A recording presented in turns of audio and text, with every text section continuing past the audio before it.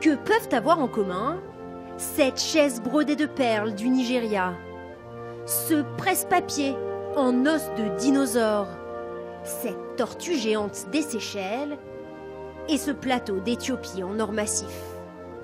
Tous ont été offerts à la reine Elisabeth et plus de 200 de ces cadeaux sont en ce moment exposés au palais de Buckingham.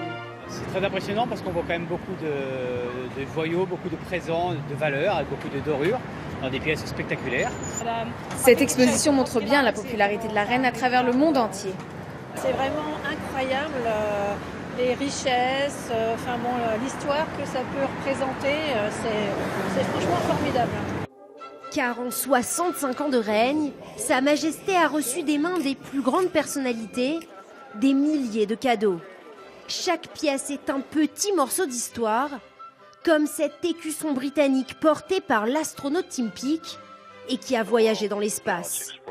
Un peu plus loin, ce ruban tricolore a été coupé par François Mitterrand le jour de l'inauguration du tunnel sous la Manche en 1994.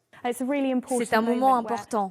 Ces objets en disent long sur la culture de chaque pays et sur la relation qu'ils entretiennent. Il est amusant de voir que la reine a reçu beaucoup de cadeaux en relation avec sa passion, les chevaux. C'est d'ailleurs ce que lui offre François Hollande lorsque la reine Elisabeth vient en France en 2014. Un cheval en porcelaine de Sèvres. Dans les années 70, Georges Pompidou, lui, choisit l'originalité avec cette sauterelle futuriste. Plus qu'un objet d'art, cette œuvre se transforme même en cave à vin, avec espace de rangement pour les verres et les bouteilles. D'autres cadeaux en chair et en os n'ont pas pu être exposés à Buckingham. Cet éléphant, par exemple, a été confié aux Eaux de Londres.